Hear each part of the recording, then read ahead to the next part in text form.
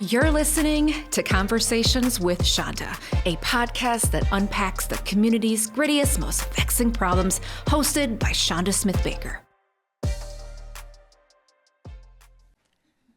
All right, Kris Arneson, welcome to Conversations with Chanda. I am so glad you're here. This conversation is a follow-up to a panel that we did not too long ago with Deborah Montgomery and Alice White. And you joined the conversation as we think about what needs to happen in policing as we continue to strive towards more just policing and to better safety in communities. So thank you for joining me today. You are so welcome. It's an honor to be here. Yeah, this conversation is so complicated to have. And, as I was thinking about entering the conversation, because I sit in so many intersections around policing, right? I've had, sons that have negative interactions. I've had a son that was beat up by the police. I've had guns pulled out on me. But I've also had these amazing encounters and really hard moments where officers have shown up and had great empathy. And certainly if someone breaks in my house, I want someone to come and protect me and my family. And so it's a really complicated history and emotion that I bring into the conversation. And we are at a time where we need to think about what's next, but we know that people aren't being attracted into the field of law enforcement anymore. But we still need people to protect and serve. And so what is your relationship like with policing now? Because you've been in it, but it just feels like it's so dynamic and multifaceted. It really is. It's I try to keep up. It's been six years now since I've retired from the Minneapolis Police Department. And I certainly went through my time of, I don't want to read anything about the Minneapolis Police Department, what happened with the murder of George Floyd, impacted me greatly. It wasn't the department that I left. It certainly wasn't our goal to have anything like that happen. In fact, I was assistant chief under Janae Harteau, who was the first chief ever in the Minneapolis Police Department to really embrace culture change. And she didn't do it behind doors. She did it out in the open. We had a meeting with the whole police department on 2 separate days, half the department one day, half the next. Has never happened before. And she said, I'm going to do things different. We're going to do culture change. This is what you can expect. Hey, we're going to tell you right now, if your police partner is doing the wrong thing, you have to intercede and stop him or her from doing it. You're the first person in the line of sight. They will listen to you before they will listen to me, the chief. So we were close to 6 years into that, and she was pushed out, which I think was a shame for the police department. Do you understand it from the community perspective? Let me say this, because I think I have more information than maybe the listeners will, which I believe that this happened not long after Jamar Clark. A couple years. So Jamar Clark was 2016. And so, yes, this would have been a year and a half later. Mm-hmm. Okay. Mm-hmm. And she was the first woman. Correct. To be the chief. Mm-hmm. Right. She came in with a focus on culture. Do you think a focus on culture was before people were ready to think about community in the ways that she was asking? From the police department point of view? Mm-hmm. It wasn't our first go around at it. Community policing has been around in the Minneapolis Police Department since the early 90s. And so we knew about community policing. Some of us did community policing. I think the department's mistake was having community policing officers, and then the rest of us were real cops, right? We went and did other things and besides community policing. Certainly there were a number of us who were attracted to it. And so we did our own, community policing without being labeled community policing officers. Mm-hmm. When you say that, because I've often wondered about that. So they'll have non-sworn folks that are doing community engagement, or you'll have an officer who represents the community that demographically they represent. So it feels like they're interacting in a way, and then there's officers that are on the street. So it feels segmented, where when I was growing up, the same officer that I would see at the school would be the one that I would see drive by my house on the weekends. So I had an opportunity to see them in different lights. Where do you think there's opportunity for policing now to more fully live into what you see as community policing? Well, that's a really interesting question. I think we have to be given chances to get out there and do the work. Charlie Adams and I, back when we were officers, we actually worked in the projects. It's gone now, thankfully, but we worked in the projects at the time, and it was the first community policing program in Minneapolis, and it was just us two in the the middle of the 4th precinct. We weren't attached to any shift or anything like that, but that opportunity to actually do it was what got me interested in it. So I worked with people in the community who they were the movers and the shakers in this small little area. And that expanded out. Charlie introduced me to Ron Edwards. I had, until the day I was friends with Ron, I wasn't friends with him back then, but once I got into the front office, I became friends with Ron. And just a very interesting, super person, right? It was very sorry about his death. But if you're given a chance to actually experience what community is and know people, then I think that your mind is open more to helping them in a community policing sort of way. And you look for opportunities then, right? Once you know people, once you've been exposed to certain things, you've heard about people's lives. I think working in the squad car with Charlie really opened me up to understand, as much as I could, because I didn't grow up in the Black community, but understanding some of that in a better way, so I could be more empathetic and enjoy the community in different ways, right? Do you think that policing today allows for those relationships to be built? It does. Unfortunately, if you want to speak Minneapolis specific, what they want to do and what they can do at this present time with staffing is different, right? I think they're just running a lot from call to call to call. But policing is different now. How so? I think there's more of an emphasis on community policing. And it's not that we don't have the hard calls we're going to, the end of the night or early in the morning when you're getting off at 7, you have a page and a half of calls, and there's still pending calls.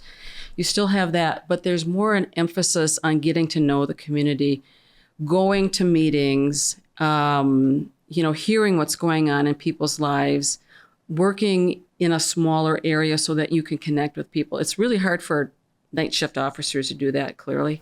Mm-hmm. But I think that's where the emphasis is now, is community. Yeah. You've done some work, I believe, with 30 by 30. I haven't done any work specifically with them, but I do speak about it. Yeah. Do you? Can you say what it is? And just tell us what it is. So 30 by 30 is a goal. It's actually an organization, 30% women by 2030. And the research, which has been out there for 25 years from the National Center for Women in Policing, they did research over 25 years ago looking at how women would make a difference in law enforcement. And what they found back then, which is true, still true today, is that women are community oriented more so. Women do take calls such as domestic violence and repeat callers and sexual assault cases how would I say this, a little bit more strongly. They tend to believe in what the female is saying more. They don't blow off chronic callers, or what we would say repeat callers, but in policing world, you start to call them chronic callers because they're calling all the time. The business model, which I've talked about at your other podcast, was women cost less than men. And not because we don't use force. We do use force, but we tend to use force, which regular force and policy force, right? Your takedowns, your arm bars, and that sort of thing, where men tend to use more aggressive force than women do, so which they're leads less to costly. lawsuits. Yeah. Oh, the lawsuits. Okay. That leads to lawsuits. And and from 2011 to 2014, as an example, in Chicago Police Department, they looked at how much women cost them for excessive force lawsuits versus males in excessive force lawsuits. And I want to say the men were like 29 million and the women were 2 million. I mean, it's just astronomically different. So we tend not to use the force, which we really get into community more. And so the community tends to view women as being more trustful and easier to talk to. And so, we get information from the community. Of course, that does help us in solving crimes. Yeah. For those listening, there's always, since I've been around, like you'll hear like, oh, that's a woman officer. Like it's sort of taken more lightly as though they're unable to sort of do the job physically in the same way that men can. Do you see that as being true? And if not, what about that myth would you like to bust right open? Yeah, well, it's not true. I know some women who can put you flat on your fanny in a minute just as well as a man can do, right? Yeah. I mean, we are taught techniques, but we just don't.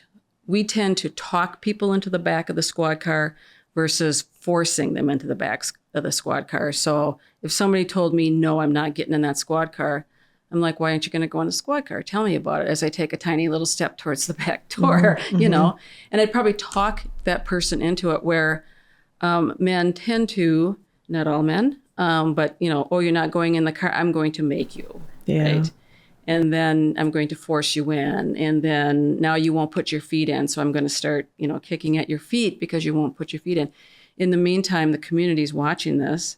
And force is never pretty. I mean, it just isn't, no matter how you do it. So community gets upset when they see that. In the conversation that we had that you referred to earlier, and folks that are listening can find that conversation, and it was a live panel with Debbie Montgomery, you and Alice White. What I was struck by when we were having that conversation is Debbie coming in as the first in the St. Paul Police Department, and then you saying when I came in she was helpful, and then Alice saying when she came in you both were helpful. And I thought a lot about that since then, right? Of just the isolated way in which Debbie had to navigate as she broke the barrier and had to figure that out. And now we're not at 30%, but there's certainly a growing number of women that are entering into the field of law enforcement. And so is that community broader than like the precinct, the squad? Like, can you talk about what the trends might be in women and how you all are supporting each other in the field? Well, when I came on, there were very few women. There was 31 other women in the Minneapolis Police Department, and we were spread across 5 precincts. And I was very lucky because on my shift, there were 4 other women, one of them being Valerie Worster. I don't know if you know who Val is. She's been retired for a few years, deputy chief. But she was extremely helpful in, guiding me. And other women too. There were women who didn't want to do that because they didn't want to be looked at as different than the men. And so they kind of steered away from you. But And so as I worked more and more in the job, I got to know other women, and we had, I wouldn't call it a support network, but it was a support network, right? Where, if we needed to, talk about something, we'd talk, we'd call them up and talk about it, go out and talk about it. And then I joined the Minnesota Association of Women Police. And then I just wasn't having conversations and getting that support from women in Minneapolis. I was getting them from women statewide, right?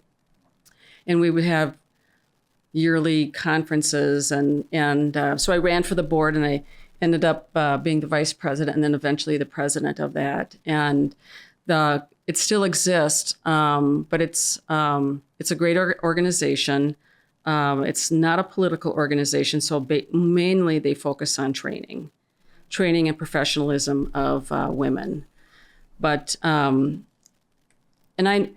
I went up the ranks, I made sure that my goal was really to level the playing field, whether that be for women or for men, and to mentor and help folks that I saw that had potential.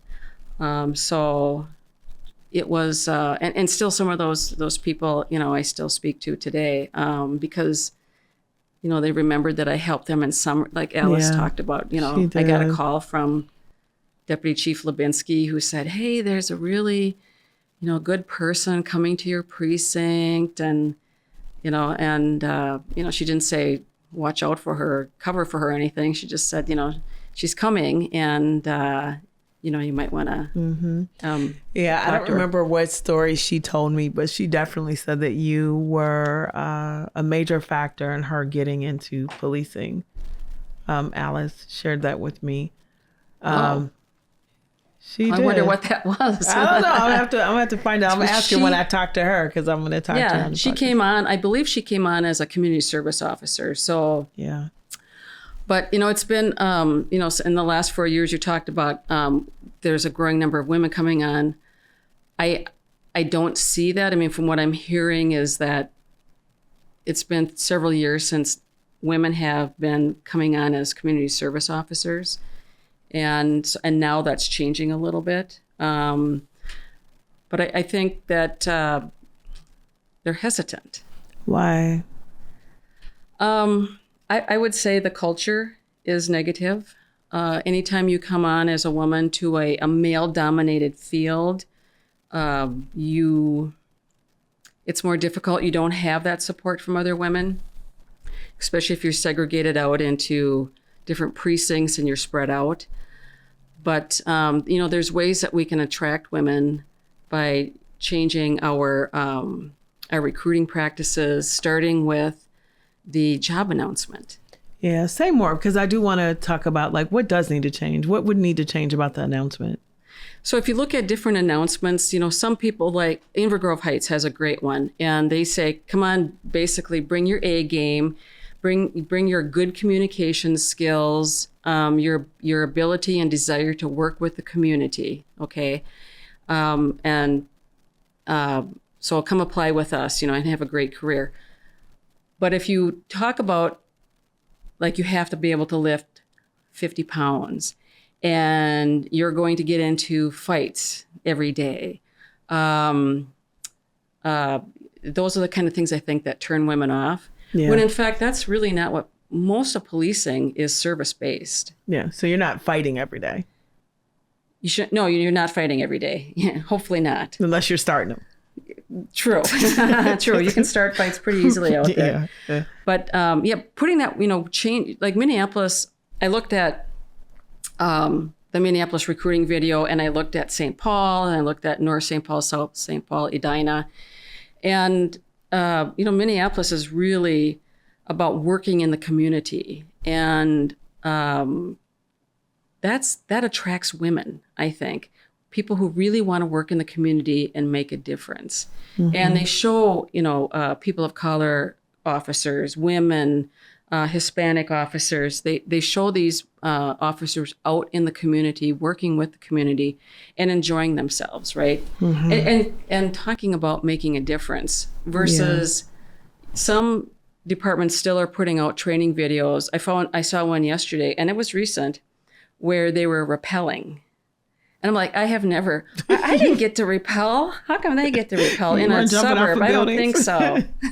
Yeah. But that's really not policing. And, SWAT events and the canine barking and all of that. I don't think women are as drawn to that sort of recruiting video as they are working in the community, really making a difference, being an investigator, helping people, saving lives, Yeah. What kind of strain does it put on police departments when they are down staff? Like, I just don't know if I even know what it looks like on that side. Yeah. I frankly don't know what that even is right now. I mean, for me, what I experienced when we were at 750, we had a hard time with staffing at 750, and they're at 550 now. So what that means is, they're trying their best to answer calls, and officers are working overtime. I know that there's a tremendous amount of overtime you can get off on the north side and go work the south side, 8-10 hours of overtime. And so that strain not only puts a strain on your budget and, what the chief is trying to do with community policing, but also your officers. When you're working so much, you are tired, and it's really becomes more and more difficult to be as nice to people as you're supposed to be. Yeah. It gets hard. Mm-hmm. So, I think it's tough. Yeah. I think it's really tough. Do you have hope in what the future of law enforcement looks like? I do. The more women that are interested, the more, people of color who are interested in law enforcement as they come into the police departments, that helps basically, the white guys who are there understand the different culture that's out there, how different cultures might think, or just how they are in their family. And so when they're then of service to, say folks here on the north side, I think you have more empathy then, right? Like more understanding, more compassion, more patience. I know I had more patience with people because I had spent, I was part of Charlie's family, and I spent a lot of time on the north side working. So I spent time in Little Earth working. And so, you realize that, not everybody got to grow up like I did. And, they're not choosing to be in poverty. So let's have some patience. Let's help people as much as we can. But I do think that law enforcement is changing, is going to change. If you look at how our chiefs are talking these days, I think it's good. I think it's good that they talk about community. When your leader is talking about community and how important it is, and really integrating into it, that there's a lot of hope there. Yeah, for 30 by 30, is the reason why they get to 30% is because there's a tipping point? They think that's the tipping point. So I'll talk back about the research again. So at 30% in any organization, 30% tends to be the tipping point where it becomes it's not as hostile to work there for women. And they found this in other organizations also, that 30% is the tipping point. And that's when you get to see the impact of like culture change and... Correct. Okay. And they think that at 30% it's more natural because, women just bring a different flavor to the police department, and how they view things and how they talk about things, versus if you're the only female on the shift, you tend to be enculturated into what that shift is like, right? Mm-hmm. But if you come in and there's already 10 women on your shift, you can be who you are. Yeah. You don't have to acquiesce to someone else, how someone else wants you to be. Mm-hmm. For women that are listening that might have an interest in getting into the field, what advice would you offer them? Well, you have to have a 2-year degree in law enforcement, but Minneapolis has a program that if you have a degree, they will send you through, and you can get your college credits and also work for the police department at the same time. Right. And they pay for that. And they pay for that, Yeah. right? And they just have a new contract, and the pay, I should go back and work there. The pay is great. The pay is great, especially the starting pay compared to, I came on at $19,000 a year. Are you kidding? No, it was a really long time ago. Oh my gosh. I know. Didn't they just get like a 21% increase or something? No, I think it's over a year and a half. They got 3%, 4%. Oh, I made up 21. It's like 10%. I made up 20-something percent. But they already are. I mean, it's a really well paid field. But I would say, first of all, get in shape, right? The physical fitness is still a big deal. You want to be physically fit for the job. And I think we talked about this at your podcast. There's a lot of departments who still make you run 1.5 miles in a time, and they're still very focused on upper body strength and brawn. But there's no research that says that, if you're this strong or you can run 1.5 miles in 12.5 minutes, that you'll be a better police officer than the person who runs it in 15 minutes. Mm-hmm. And I mean, in my 33 years on working as a police officer, I never ran 1.5 miles. Okay. Right. I mean, you sprint, right? You sprint. But I would say being physically fit is very important for the job. If you can volunteer in the community, that's a really great thing to do. Mm-hmm. Start your connections before you get here. Yeah. So, and keep at it. Yeah. From your perspective, what type of skills do you have or interests would be a good fit for working in law enforcement? Well, you have to be able to communicate well with people. You have to be able to talk to people. I always thought that it would be a good thing to, as we were trying to, select who we are going to have for the job, have a panel of community members in there and, have them talk to them, right, and see how they react to certain situations.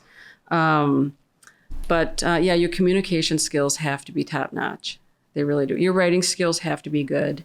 Your empathy, your compassion. We're trying to pick the best and the brightest, but hard work, right? Curiosity, those kind of traits. Honesty. Yeah. What are some of the, can you share like a moment in your career that is really sort of a standout memory for you? Oh, wow. I just imagine that you had moments where you're like, yeah, this is what this was about. As far as, my, like who I was in the department, I had a lot of influence from other women cops who I, became friends with, became my mentors. And we had one of the I have many things are like flooding in now, right? But I was a sergeant, and I worked a small narcotics team. They call it crack team at the time. And I had an officer who, we were ready to go out on a warrant. And I had a sergeant walk in my office and hand me a police report and said, hey, one of your officers was wrongfully accused of raping someone last night. And I said, okay, I'll look at the report after I get back. And I looked at when I came back, I looked at the report, and he was working for me that night. And, we're not in uniform, we're plainclothes. And I looked at the description of his clothing, and I'm like, oh, that's what he's wearing today. And yeah, he was wearing that yesterday. And so it was a woman who was a prostituted woman and had mental health issues. And so I said, hey, can I get a ride to my car? And I parked in the precinct parking lot, but he was parked in the back. So he drove me around, and I said, hey, did you do this? And he said, yes. And I'm like, oh my God. He told you? Yeah, he did. And so this is, very late, like midnight. So the next day, so I went home, and I did tell him that night, I said, I'm not going to let this go, right? I mean, I have to do something. I have to do something. I don't know what I'm going to do, but I have to do something, right? And I'm a fairly new sergeant. And one of the things you did not do in the police department was rat on other cops, right? Yeah.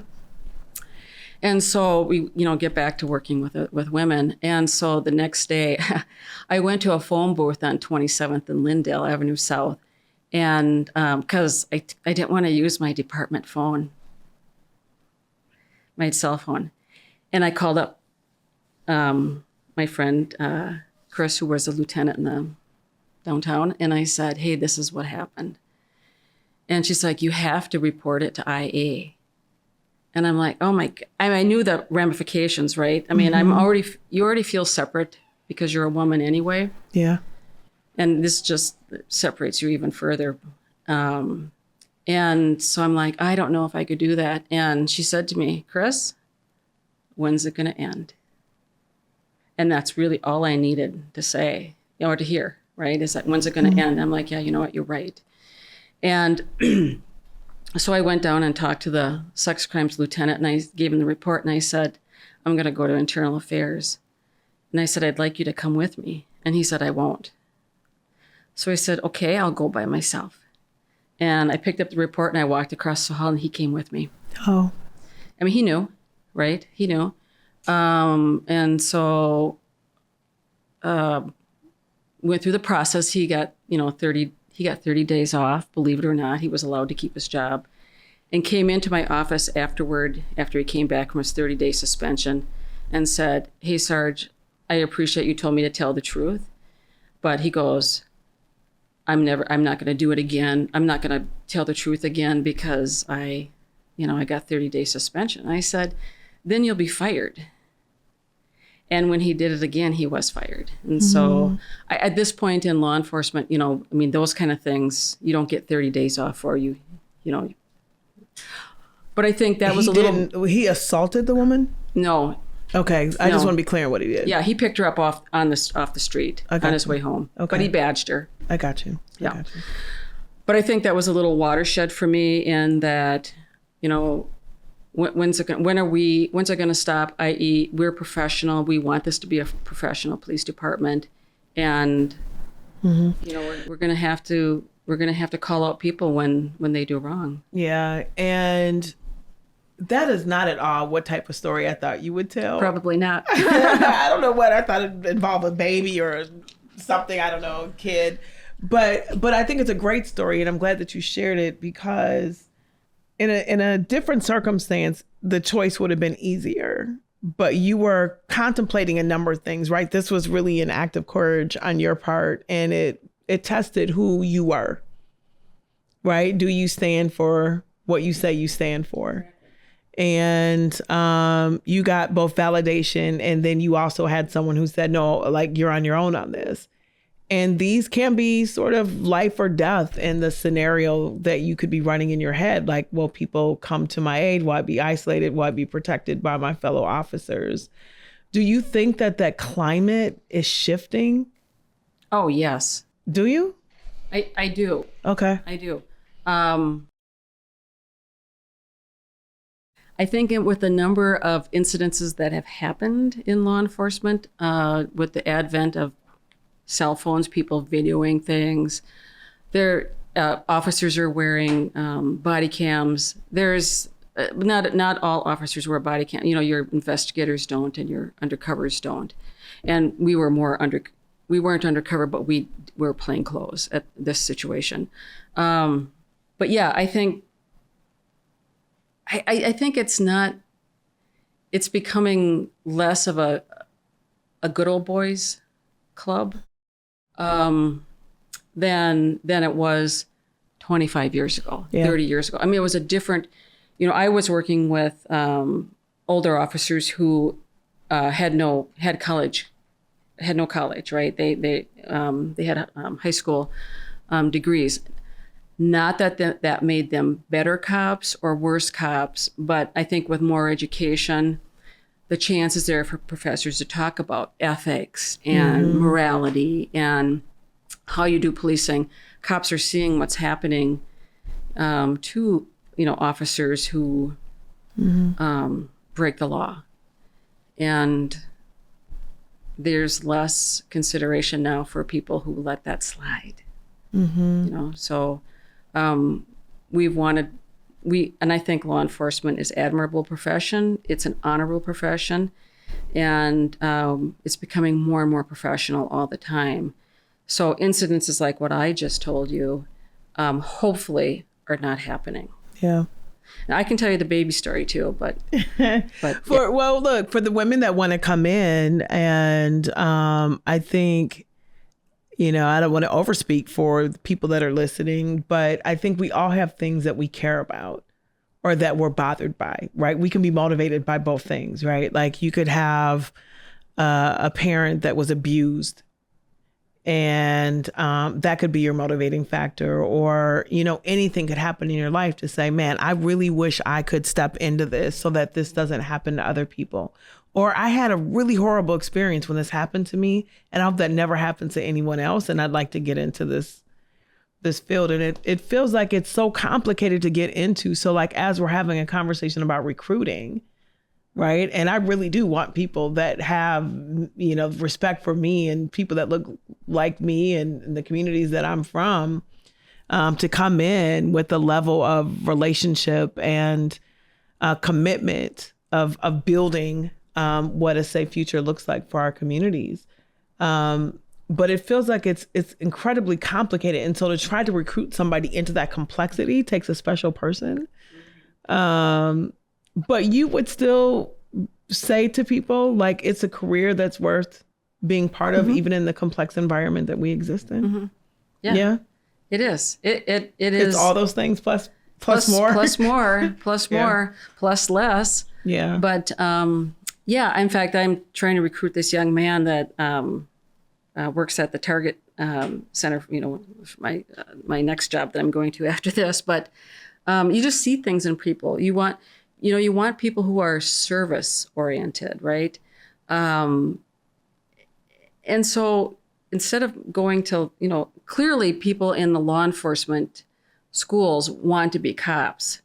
That's kind of a no-brainer. But how about nurses or people who are in the mental health field, right? Those are all service-oriented fields. How about pulling in and recruiting some of those folks too? We've done that before, and we've got, all kinds of different. We've hired engineers and all kinds of people into our cadet program, and that was really successful. But I still try to get people to join, and especially the Minneapolis Police Department, who I have a great admiration and respect for the department.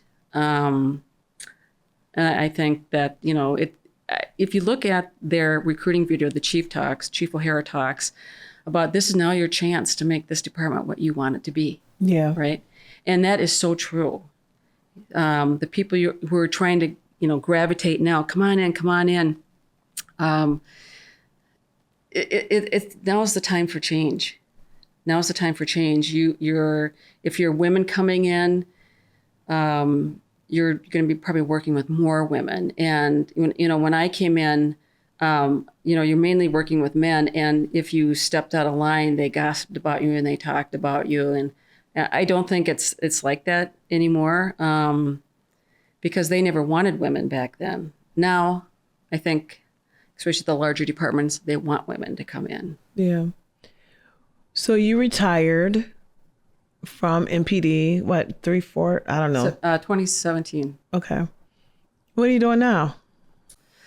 I'm working for the NBA WNBA. Yeah. Yeah. So I get to work the Lynx games. Nice. Yeah. But I work for the W. And so that's fun. when I was working at MPD, I taught at the University of St. Thomas. And I continued to do that until the program ended. COVID killed it. Yeah. But, unfortunately, I mean, it's a time where, and it was a leadership course for law enforcement. And so I got to keep my fingers into it and meet a lot of great people from other departments that are, it really give me hope, and how they talk about it, how their leadership style is. So that's, so I did that. I worked for Janae, the Vitals app, for a while, which it was a startup that didn't start up. Yeah. And so it's there's a lot of opportunities after retirement. Good deal. WMPA changing the game. That's a game changer right there. Yeah, with what's going on. Yeah, and that's exciting. It's sort of an example of how both the right time. It's almost like this delayed energy, right? That seems to be bursting at the seams now. Many people contributed to Caitlin Clark, but I actually think that there was just a convergence of a number of talented people in social media and players that use social media to help bolster their profile, that help bolster their teams, collegiate teams, and their WNBA teams. But it's really exciting time to be part of it. It's an explosion. And if you haven't seen the Lynx play, I highly recommend it. They are fantastic. They are so good. And they're interesting. Of course, I get a bird's eye view because I get to almost stand on the court. Why are they interesting? Tell us why they're interesting. I don't think I could do it, for one thing. And I used to play high school basketball, and I'd be considered a short person at 5'8" on the court now. Yeah. But the athleticism and the teamwork that's going on between them, it's really amazing. And nobody's a ball hog. They're passing it off, and I swear to God, they have eyes in the back of their head, on the side of their head, and they're really exciting. Yeah. They're really exciting to watch. Yeah. Well, shout outs to Coach Reeves and Rebecca Brunson. Yep. And again, this is a place where it could be one way or it could be another way. And I think that they have developed a formula, really, of allowing the women to be themselves on that team. And then it shows up on the court. From the social activism that has happened to the way in which they embrace issues that are happening in community, understanding with each other. It is really quite remarkable to watch and to be up close, not just on the court, but to see how they experience community with us. How they live their lives. Yeah, authentically. Yeah. Yeah. Yeah. That's what we all want for ourselves, right? Yeah. They finally got the chartered flights. Yes, they do. I've been watching social media. I'm like, okay, they're out here finally getting the flights. There's still a lot of way to get to parity. Can you imagine coming back from a midnight game and coach or coming back, getting back at 4 a.m? No. Yeah. No. Not at all. I cannot. And I'm not their height. That's right. And so, no, I cannot imagine it. And I think that, in order for us to continue to push the WNBA, we have to sponsor, we have to attend, we have to watch, we have to do the things that show that we have the force and the economy to make it work in the same way. And I think for me, there's a translation into policing is that, there's something that's sort of been bubbling there. The talent has been there all along. And I feel like that in the WNBA, like the talent has been there all along, but something just happened that exploded it and made those women, those athletes, the WNBA more of a force than what we have seen it in the past. And hopefully we can get there in policing and understand the influence that women have on the culture and that the culture is really what is desired. We just need more women to step up and come in. Exactly. And, be yourself. Yeah. Be yourself when you get there. Yeah. That's how we're going to be successful, is if everybody gets to be who they are authentically and they don't get shut down for it. man, that is the magic spot for like almost every field, right? And so, thank you for being who you were in that space and continuing to encourage people to go into the work, because it is a complicated time, right? And so we can't pretend it's all good. We can't pretend that everyone in it is great. But there's a lot of really good people that are there trying to figure out how to navigate these systems. And the more we get, the more opportunity is to push it further and further and further along. Exactly. So, yeah, like you just said, there is a lot of hope for the future. And I believe in it. I think it's going to happen. Good deal. Kris Arneson, thank you for being on Conversations with Chanda. Thank you. You're welcome. Okay. Go Lynx. To explore more insightful conversations and stay updated on Chanda Smith Baker's work, visit smithbaker.co.